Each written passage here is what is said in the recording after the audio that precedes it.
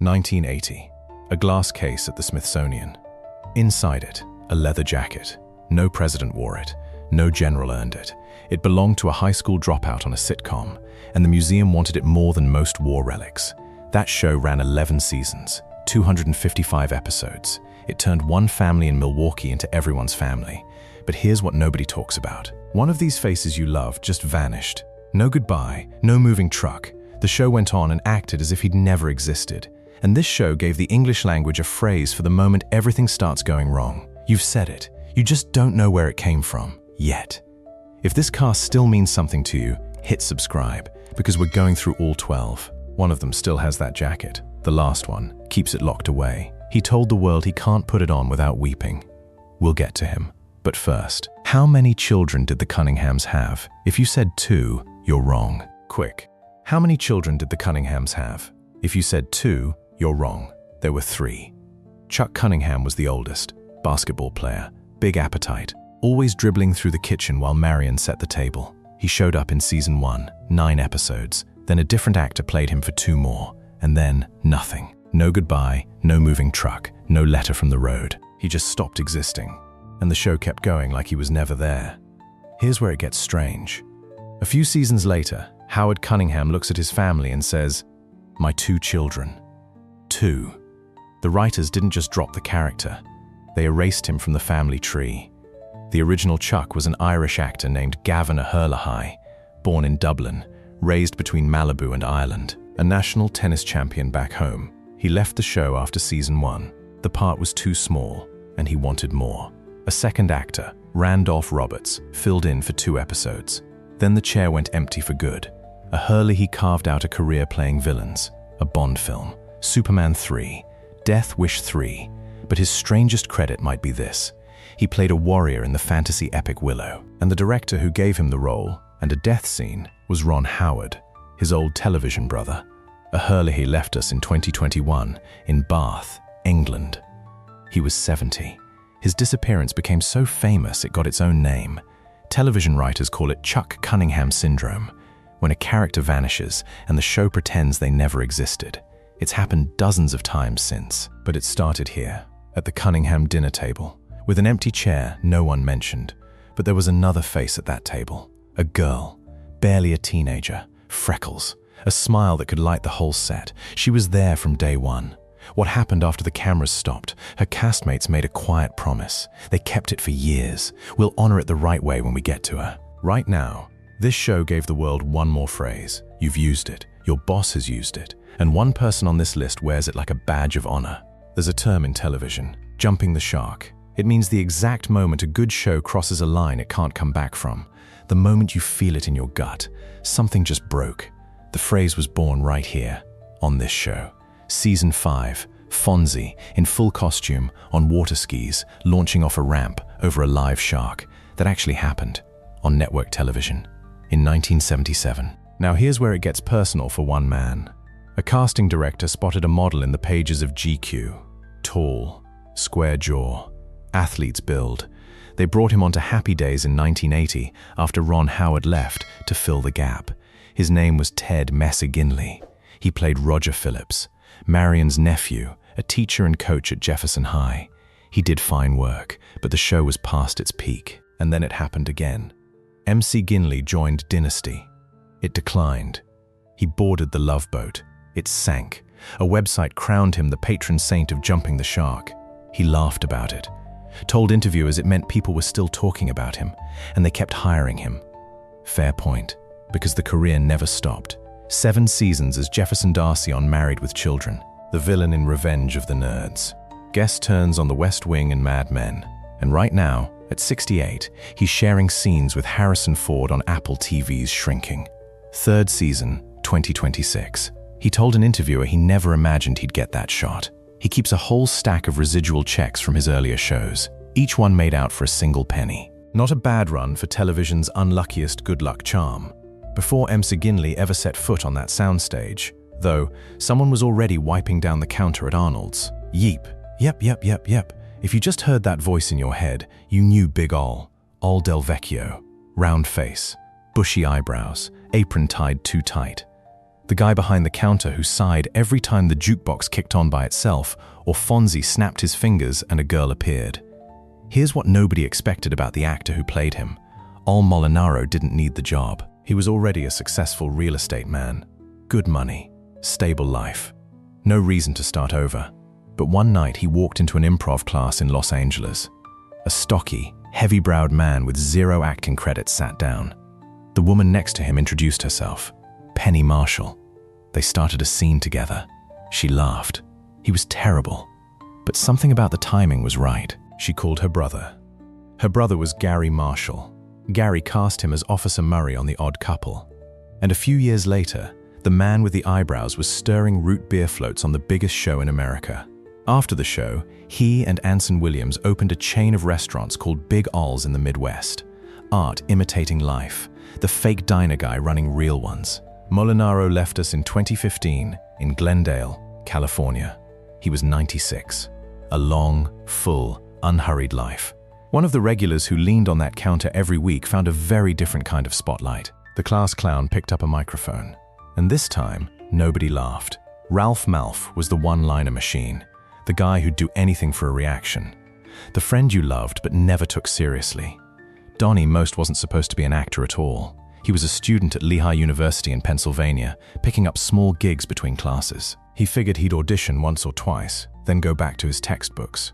Third audition, he got Ralph. The textbooks never saw him again. He stayed for 7 seasons, left with Ron Howard, and came back for the finale. After that, the roles got smaller. That's the deal when you play a character the world can't unsee. But here's the part that catches people off guard. Donnie most can sing. Not sitcom sing. Not novelty sing. Real, honest, big band swing. He fronts a 17-piece orchestra. He's played 54 Below in New York, Catalina's Jazz Club in Hollywood, 2 albums out. The latest, New York High, dropped in 2023. The goofball from Arnold's Drive-In in a dark club under a single spotlight, crooning standards from the Great American Songbook. He's 72 and still swinging. If that surprises you, wait until you hear what Potsy's been doing. His real last name saves lives every day. Anson Williams was born Anson William Heimlich. His father's cousin was Dr. Henry Heimlich, the man who invented the choking rescue that bears the family name. On happy days, Potsy was the sweet, slightly clueless buddy who couldn't carry a tune without making everyone cringe. Off camera, the actor carrying that role had a completely different instinct: control. After the show ended, Williams stepped behind the camera.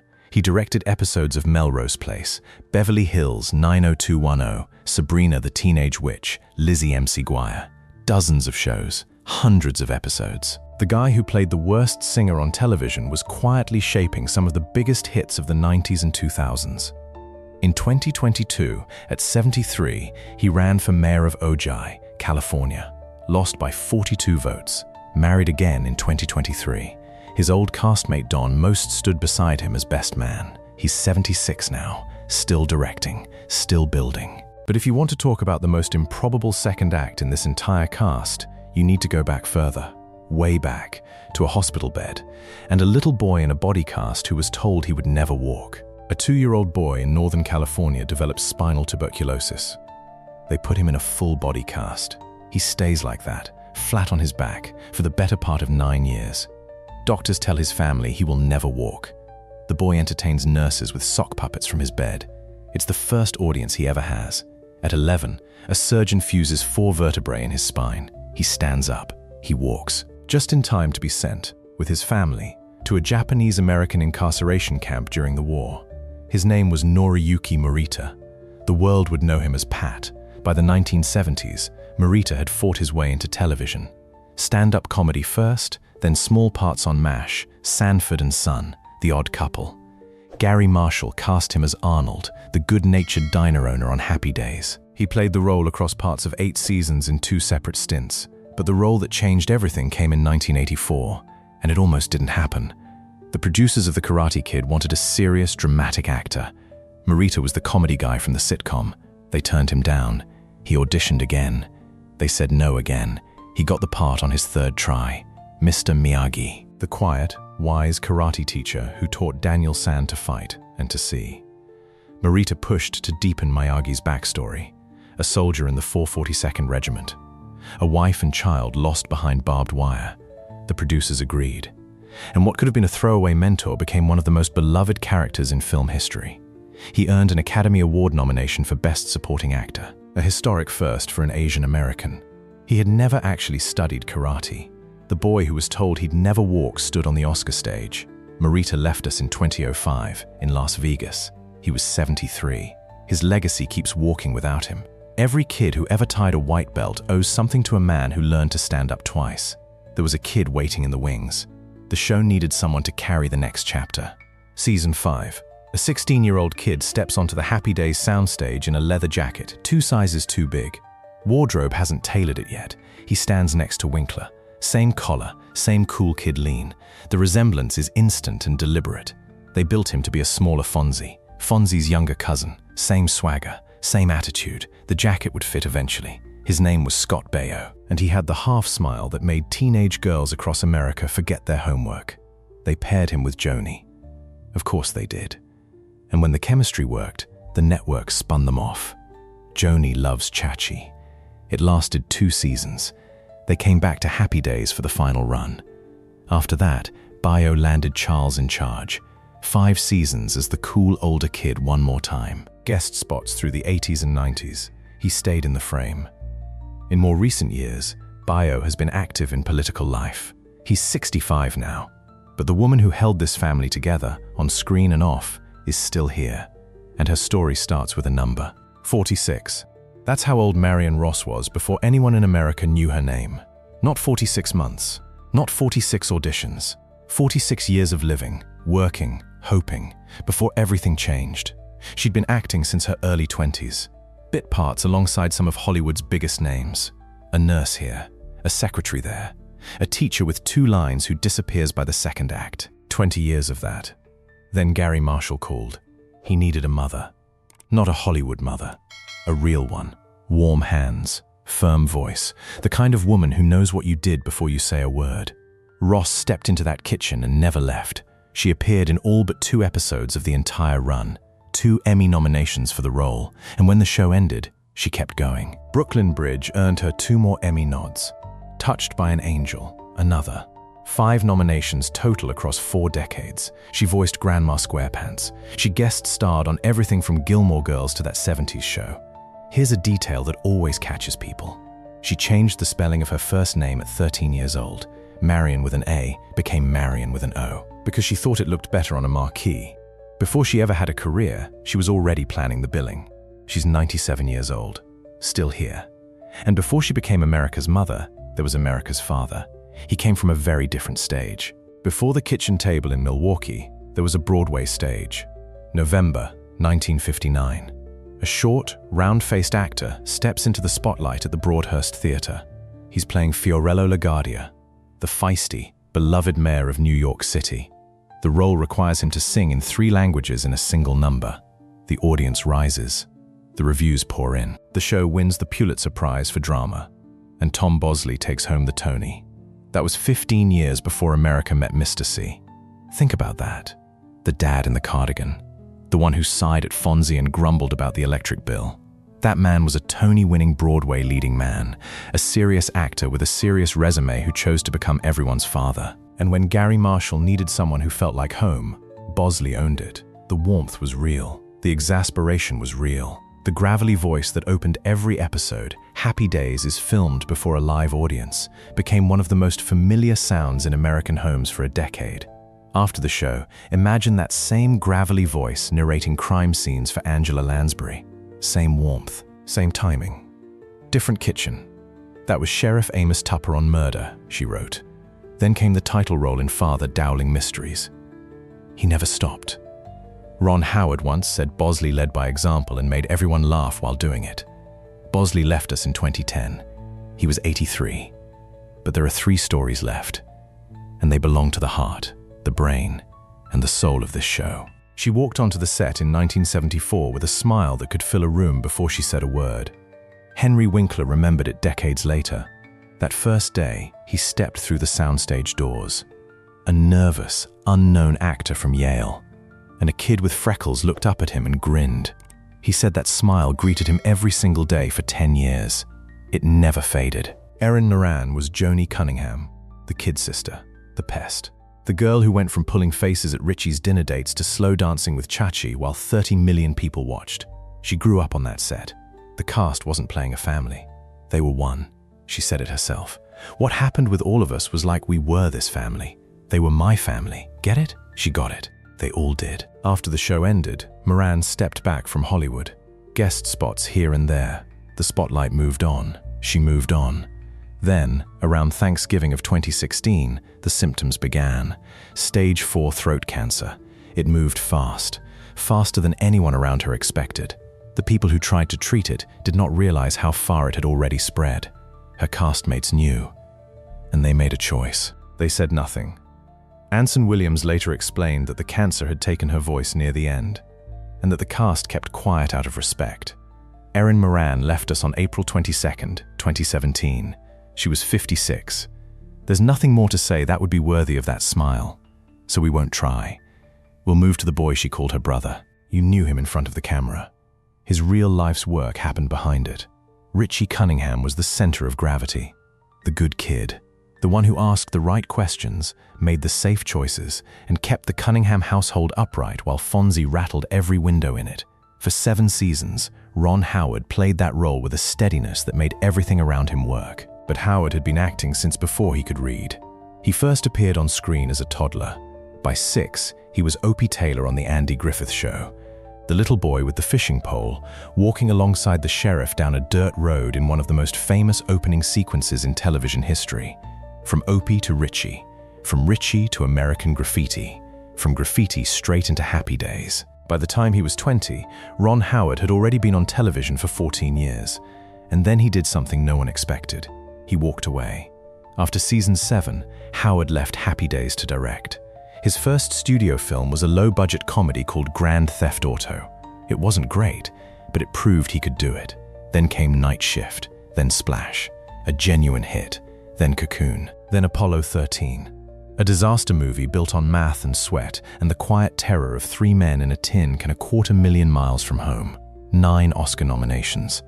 Then A Beautiful Mind. The story of a brilliant man slowly losing his grip on what was real. It won Best Picture. Ron Howard won Best Director.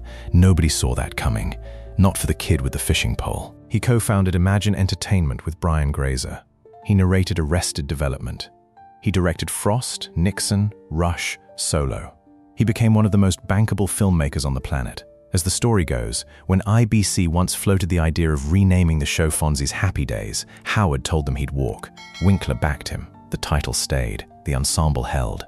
Howard is 72 now. Still directing. Still producing. Still the steady center.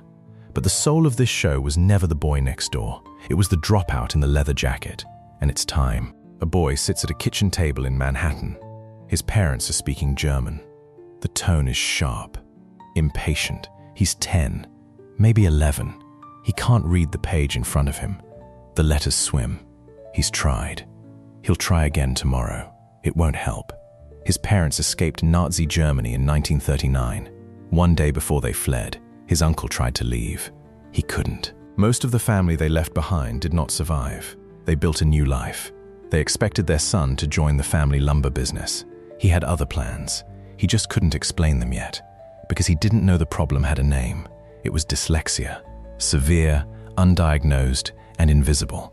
He wouldn't find out until he was in his 30s. But somewhere between the kitchen table and a Yale School of Drama audition, that boy decided he was going to perform. He memorized scripts by ear. He watched other actors' lips. He figured out workarounds no one ever saw. In 1973, he walked into a casting room in Los Angeles. Gary Marshall needed a greaser, a minor part. A kid in a leather jacket who'd hang around the edges of someone else's story. Henry Winkler got the part. Within 2 seasons, Arthur Fonzarelli went from the background to the center of American pop culture. The jacket became the most famous costume on television.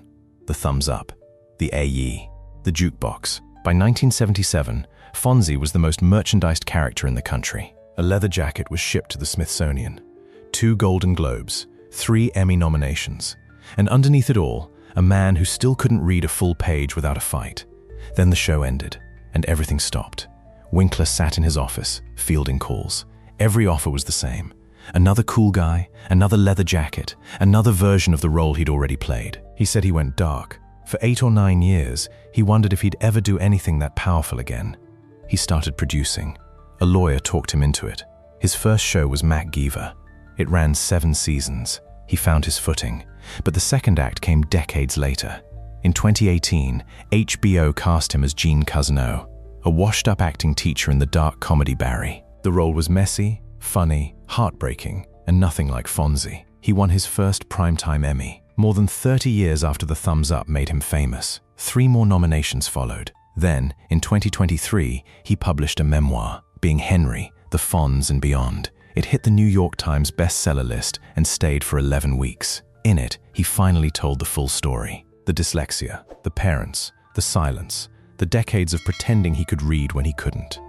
He'd written over 40 children's books by then. Stories for kids who struggled the way he did. Stories that said, the thing you think is broken might be the thing that makes you extraordinary. In 2025, the Television Academy inducted him into the Hall of Fame. Adam Sandler presented it. Born October 30th, 1945, Henry Winkler is 80 today. He kept one of the original jackets for himself. When he sold the other, in 2021, he admitted something. He couldn't bring himself to try it on first. He said if he had, he would have wept. Not because the show is over, because of everything it gave him, and everything it took to get there. 5 members of this family have left us. Pat Morita, the boy who was told he'd never walk, who stood on the Oscar stage, gone at 73. Tom Bosley, the voice that opened every episode and the warmth that held the family together, gone at 83. Al Molinaro, the man who didn't need the spotlight but walked into it anyway and stayed 96 years on this earth. Erin Moran, the girl with the smile, gone far too soon, at 56. Gavin Herlihy, the brother who disappeared from the screen but never stopped working, gone at 70. 11 seasons, a diner, a jukebox, a family that felt so real, millions of strangers still call it theirs. Some of them are still here, still directing, still singing, still showing up, and one of them still has the jacket. If this story brought someone back for you, a face, a voice, a Tuesday night you almost forgot, share this video with someone who remembers too. And if this is your first time here, we do this every week. We find the casts you grew up with and tell you what happened next. Subscribe. We'll be here.